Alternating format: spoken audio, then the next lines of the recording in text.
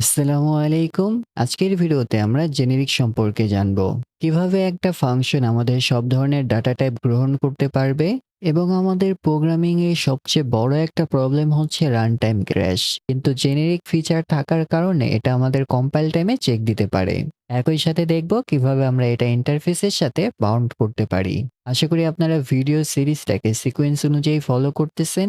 যদি ফলো করে থাকেন তাহলে জিনিসটা বুঝতে অনেক সুবিধা হবে। যদি ফলো না করে থাকেন তাহলে আমি ধরে নিচ্ছি বাকি জিনিসগুলো আপনি অলরেডি জানেন। তাহলে চলুন শুরু করা যাক। আমাদের যদি একটা প্রিন্ট ফাংশন থেকে থাকে যে কিনা একটা স্ট্রিং আর্গুমেন্ট গ্রহণ করে এবং ধরা যাক আমাদের এই ফাংশনের একটাই কাজ, সে হচ্ছে আমাদের প্রিন্ট আউট করবে এবং আমাদের মেইন ফাংশন থেকে আমরা আমাদের প্রিন্ট ফাংশনটাকে কল করতে পারি এবং এখানে একটা স্ট্রিং পাস করতে পারি। এই জিনিসটাকে যদি আমরা কম্পাইল করি তাহলে এই জিনিসটা কম্পাইল হবে, কোনো সমস্যা নেই। কিন্তু আমরা যদি এইখানে একটা ইন্টিজার পাস করি, আমাদের প্রিন্ট ফাংশন কিন্তু শুধুমাত্র একটা স্ট্রিং গ্রহণ করে। আর আমরা এখানে পাস করতেছি একটা ইন্টিজার। কিভাবে আমরা ইন্ট এবং স্ট্রিং দুইটাই পাস করতে পারবো এবং কিভাবে আমরা আমাদের প্রিন্ট ফাংশনে আমাদের ইন্টিজার, স্ট্রিং অথবা ডাবল পাস করতে পারবো এবং আমাদের প্রিন্ট ফাংশনটা সবকিছুই প্রিন্ট করবে। তাহলে চলুন আমাদের এই প্রিন্ট ফাংশনটাকে জেনেরিকে কনভার্ট করা যাক। এখন আমরা চাচ্ছি যে আমাদের এখানে স্ট্রিং এর পরিবর্তে যে কোনো ধরনের ডাটা টাইপ গ্রহণ করবে। তাহলে আমরা কি লিখবো যে এখানে এনিথিং, এবং আমাদের জাভা জানে না যে এনিথিং একটা টাইপ হতে পারে। সো আমরা কি করব, আমরা এইখানে স্ট্যাটিকের পরে আমরা বলে দিচ্ছি যে আমাদের এনিথিং যে কোনো একটা টাইপ হতে পারে, তুমি সেই এনিথিং টাইপটা গ্রহণ করবে। এখন খেয়াল করুন আমাদের এটা কিন্তু কমপ্লেন্ট করতেছে না এবং আমরা চাইলে এই যে প্রিন্ট ফাংশনটা আছে এখানে 12 পাস করতে পারি এবং এটা আমাদের কম্পাইল এবং রান হবে। কিন্তু আমরা সাধারণত এখানে এনিথিং কিওয়ার্ডটাকে লিখি না, আমরা এখানে এনিথিং এর পরিবর্তে টি ইউজ করে থাকি, অর্থাৎ টি মানে হচ্ছে যে টাইপ, এবং আমরা এখানেও টি লিখব এবং আমরা চাইলে এখানে ডাবলও পাস করতে পারি। এটাকে যখন আমরা সেভ করে কম্পাইল এবং রান করব, যেহেতু আমাদের একটা সিঙ্গেল ফাইল, আমরা এভাবেই রান করতে পারি মেইন ডট জাভা। তাহলে আমরা দেখতে পাচ্ছি যে আমাদের সব জিনিসই কিন্তু সুন্দর মতো কম্পাইল হয়েছে। আমরা চাইলে কিন্তু একাধিক জেনেরিক আর্গুমেন্টও পাস করতে পারি। এর জন্য আমরা এখানে ধরা যাক আমাদের একটা ভেরিয়েবল হতে পারে টি এবং আরেকটা হতে পারে যে এক্স। আমরা যেহেতু দুইটা জেনেরিক গ্রহণ করতেছি এখানে আমরা একটা কমা দেব এবং আমাদের দ্বিতীয় টাইপটা হচ্ছে এক্স এবং আমাদের ফাংশনে দুইটা ভ্যালু চাচ্ছে, সো আমরা এখানে দিতে পারি হ্যালো এবং এইখানে আমরা আরেকটা ভ্যালু পাস করতে পারি 4 এবং এইখানে আরেকটা থাকতে পারে ধরা যাক 12 তাহলে দেখুন এখন কিন্তু আমাদের কোনো ইরর শো করতেছে না এবং আমরা চাইলে কি করতে পারি, দুইটাই প্রিন্ট করতে পারি। এর পরিবর্তে আমরা লিখবো এক্স এবং এটাকে যদি আমরা এখন কম্পাইল এবং রান করি তাহলে দেখুন আমাদের সবকিছুই কিন্তু এখানে শো করতেছে। আমরা যদি চাই যে আমাদের এই দুইটাকে এক লাইনে শো করব, এখানে জাস্ট আমরা প্রিন্ট ব্যবহার করতে পারি, অথবা আমরা যদি চাই যে একসাথে প্লাস করব সেই ক্ষেত্রে আমাদের স্ট্রিং ভ্যালু অফ লেখা লাগবে, কারণ আমাদের জেনেরিকটা জানে না যে আসলে এর এক্সাক্ট ডাটা টাইপটা কি হবে। সেই ক্ষেত্রে আমরা এখানে লিখতে পারি যে স্ট্রিং ভ্যালু অফ, আমাদের প্রথমটা হচ্ছে এ এবং এখানে প্লাস দিয়ে আমরা লিখতে পারি যে স্ট্রিং ডট ভ্যালু অফ আমাদের এক্স। এখন যদি এটাকে আমরা কম্পাইল এবং রান করি তাহলে দেখতে পাবো যে আমাদের সেম লাইনে এটা শো করতেছে। আপনারা যদি অ্যারিথমেটিক অপারেশন করতে চান সেক্ষেত্রে আপনারা টাইপ চেক দিয়ে নেবেন। আমরা চাইলে কিন্তু আমাদের এইখান থেকে রিটার্নও করতে পারি, সেই ক্ষেত্রে আমাদের ভয়েডের পরিবর্তে আমরা কোন ধরনের ডাটা টাইপকে রিটার্ন করব সেটা লেখা লাগবে। আমরা যদি চাই যে আমাদের টি ডাটা টাইপকে রিটার্ন করব যেটা আমাদের প্রথম জেনেরিক, তাহলে আমরা এখানে টি লিখব। এরপর আমরা নিচের লাইনে চলে যাব এবং এইখানে আমরা রিটার্ন আমাদের এ লিখব, কারণ এটা হচ্ছে আমাদের টি ডাটা টাইপ। আমরা যদি এখানে এক্স লিখি তাহলে কিন্তু আমাদের মিসম্যাচ হবে, অর্থাৎ এরর শো করবে, কারণ আমরা চাচ্ছিলাম যে আমাদের টি ডাটা টাইপকে পাস করার জন্য। আমরা যদি চাই যে আমাদের এক্স ডাটা টাইপকে পাস করব তখন আমরা এখানে এক্স লিখব এবং আমাদের এই প্রত্যেকটা প্রিন্ট ফাংশনে কিন্তু এখন এক্স রিটার্ন করে। দ্বিতীয় যে আর্গুমেন্টটা আছে সেইটা রিটার্ন করবে এবং সেটা আপনারা ব্যবহার করতে পারেন। আমাদের প্রোগ্রামিং এর সবচেয়ে যে বড় প্রবলেম সেটা ছিল আমাদের রান টাইম ক্র্যাশ। জেনেরিক কিভাবে আমাদের কম্পাইল টাইমে চেক দেয় সেই জিনিসটা এখন দেখে নেই। আমাদের এখানে একটা লিস্ট থাকতে পারে, এটাকে আমরা আইটেমস নাম দিতে পারি, এটা হবে আমাদের নিউ অ্যারে লিস্ট। একটা জিনিস খেয়াল করুন, এইখানে কিন্তু আমাদের অ্যারে লিস্টটা ইম্পোর্ট নিয়েছে, দেখাচ্ছে যে এটা রিজলভ হতে পারে না। আচ্ছা আমরা এখানে অ্যারে লিস্টে লিখতেছি, তাহলে এভরিথিং ইজ ওয়ার্কিং ফাইন। এখন আমরা যদি আমাদের আইটেমসে একটা অ্যাড করি, অর্থাৎ প্রথম যে অবজেক্টটা হতে পারে ধরা যাক আমরা এখানে 12 রাখবো এবং দ্বিতীয় আইটেমটা অ্যাড করব একটা স্ট্রিং এবং তৃতীয় আরেকটা আইটেম থাকতে পারে যে এখানেও আমরা একটা নাম্বার রাখবো। সো আমরা যদি এটাকে কম্পাইল করি দেখতে পাচ্ছি যে আমাদের ইরো শো করতেছে কিন্তু আমরা চাচ্ছি যে এটা হবে আমাদের নাম্বারের লিস্ট, কেউ আমাদের এভাবে স্ট্রিংটাকে রাখতে পারবে না। তখন আমরা কি করতে পারি? আমাদের এই অ্যারে লিস্টটা যে ইন্টিজারের ভ্যালু নিবে, এর কারণে আমরা জাস্ট এখানে ইন্টিজার লিখতে পারি। যে হ্যাঁ, সবসময় তুমি ইন্টিজার নিবে। কেউ যখন এভাবে স্ট্রিং পাস করার চেষ্টা করবে, তখন তুমি তাকে এরর দেখাবে। এটাই হচ্ছে আমাদের জেনেরিকের একটা বেস্ট ইউজ কেস। অর্থাৎ আমরা এখানে স্ট্রিংটাকে এড করতে পারি না, আমরা এটাকে মুছে দেব। তাহলে দেখতে পাচ্ছি যে আমাদের সব জিনিসই সুন্দর মতো শো করতেছে। পরবর্তী ভিডিওতে আমরা লিস্ট সেট এবং ম্যাপ নিয়ে কথা বলবো, তখন আমরা এই জিনিসটা আরো ক্লিয়ার হব। তবে কিভাবে আমরা জেনেরিককে একটা ক্লাসের সাথে বাউন্ড করতে পারি সেই জিনিসটা দেখা যাক। আমাদের প্রিভিয়াস ভিডিওতে যেটা ছিল একটা অ্যানিমাল ক্লাস ছিল, দেন আমরা হিউম্যান ক্লাস ক্রিয়েট করেছিলাম আমাদের অ্যানিমাল ক্লাস থেকে, এবং আমাদের একটা ইন্টারফেস ছিল আই ওয়াকেবল, এবং আমাদের একটা বার্ড ক্লাস ছিল, সে আমাদের অ্যানিমাল ক্লাস থেকে এক্সটেন্ড করেছিল এবং দুইটা ইন্টারফেসকে সে ইমপ্লিমেন্ট করেছিল। এবং আমাদের কনস্ট্রাক্টরে আমাদের সুপার অ্যানিমাল ক্লাসে আমাদের ভ্যালুগুলোকে পাস করে দিয়েছি। এখন আমরা চাচ্ছি যে আমাদের একটা ক্লাস থাকবে যে কিনা যে কোনো ধরনের অ্যানিমেলকে গ্রহণ করবেন এবং তারপর সে তার ইনফরমেশনগুলো ম্যাপ আকারে প্রিন্ট করবে। একটা ক্লাস ক্রিয়েট করতে পারি আমরা এখানে পার্সন নামে, পার্সার ডট জাভা, এবং আমাদের ক্লাসের নামটা হতে পারে যে পাবলিক ক্লাস পার্সার। এখন আমরা যদি চাই যে যেকোনো ভ্যালুই সে নিতে পারবে, তখন আমরা এখানে টি বা সামথিং ইউজ করতাম। যেহেতু আমরা চাচ্ছি যে শুধুমাত্র অ্যানিমাল নিতে পারবে, তাহলে আমরা এখানে অ্যানিমাল লিখব। এবং আমরা যদি চাই যে আমাদের যেকোনো ধরনের ক্লাস নিতে পারবে বা ডাটা নিতে পারবে যেটা আমাদের অ্যানিমালকে এক্সটেন্ড করেছে, তখন আমরা এখানে লিখতে পারি যে টি এক্সটেন্ড অ্যানিমাল। আমাদের এইখানে টি এর পরিবর্তে কিন্তু যেকোনো ওয়ার্ডই হতে পারে। তাহলে আমাদের এই ক্লাসের ফিল্ড আমরা কি স্টোর করব? আমরা টি স্টোর করতে পারি। কারণ আমরা জানি যে আমরা এখানে সবসময় টি পাস করব। অর্থাৎ আমাদের টি আমরা এখানে লিখতে পারি যে ভ্যালু, এবং আমাদের একটা কনস্ট্রাক্টর লাগবে ভ্যালুটাকে গেট করার জন্যে। তাহলে আমরা একটা কনস্ট্রাক্টর ক্রিয়েট করি। আমাদের টি, আমাদের এখানে ভ্যালু থাকবে বা ভি লিখতে পারি হোয়াটএভার, এবং আমাদের ফাংশনের বডিতে আমাদের this dot value is equal to V. এখন আমাদের একটা পার্সার ফাংশন লাগবে, তাই না? অর্থাৎ আমরা চাচ্ছি যে আমাদের অ্যানিমালের নেম এবং ইয়েসটাকে সে টু ম্যাপে কনভার্ট করে প্রিন্ট করবে।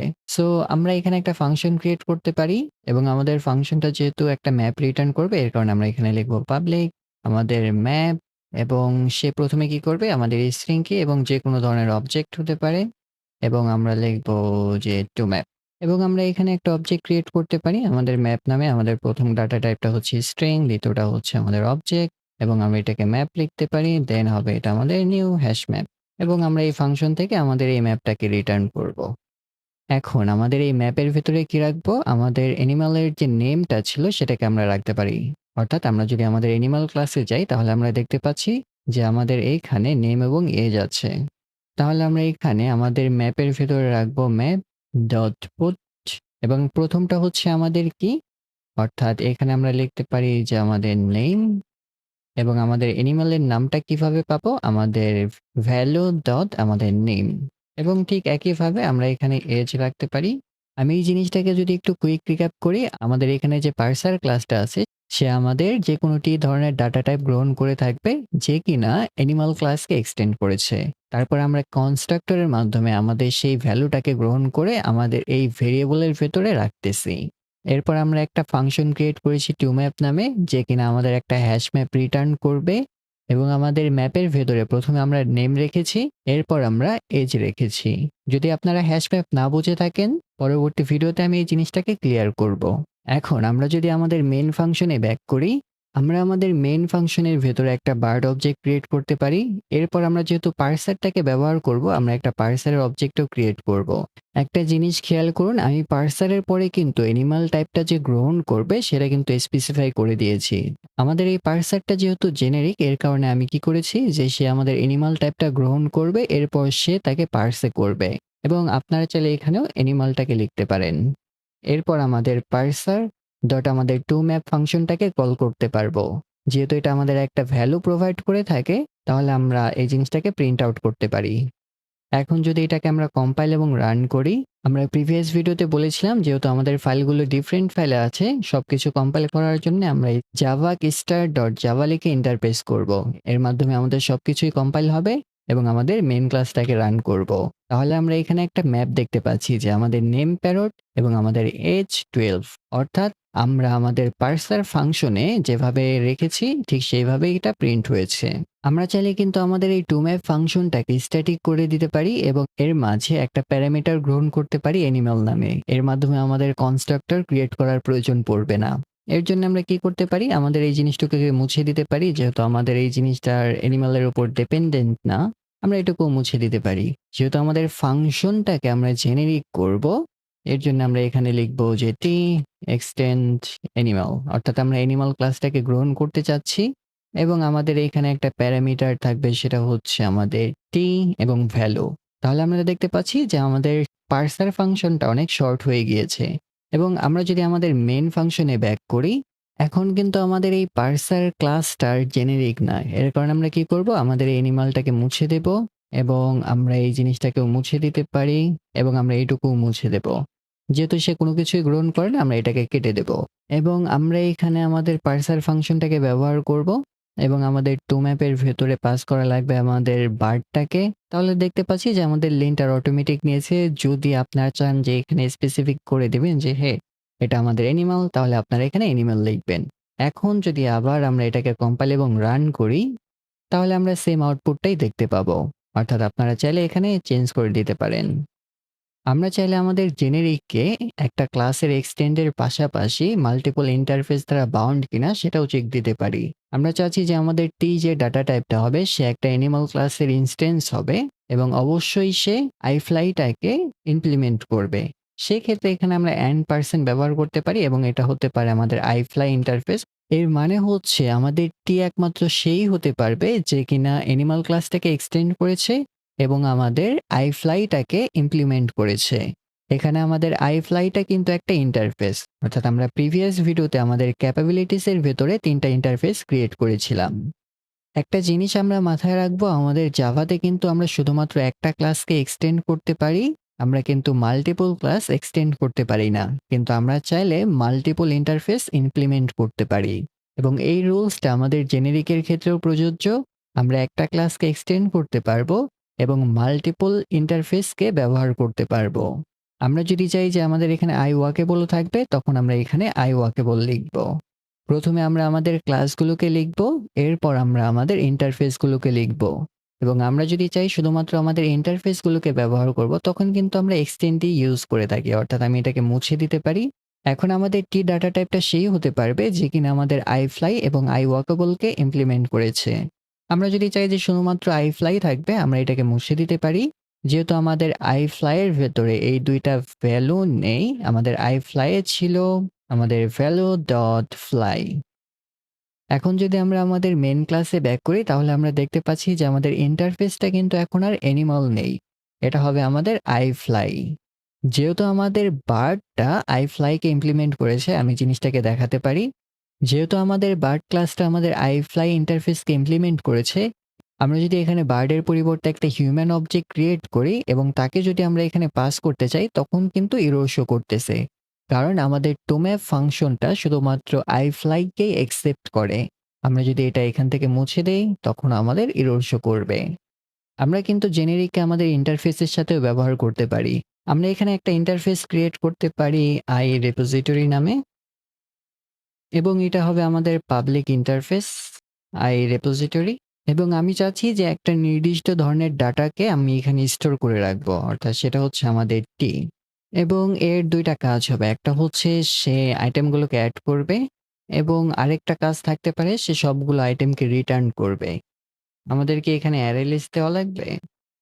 তাহলে আমরা কি করলাম, এখানে একটা ইন্টারফেস ক্রিয়েট করলাম এবং আমাদের ইন্টারফেস অবশ্যই আমাদের অ্যাড ফাংশনটাকে ইমপ্লিমেন্ট করবে এবং গেট আইটেমস ফাংশনটাকে ইমপ্লিমেন্ট করবে।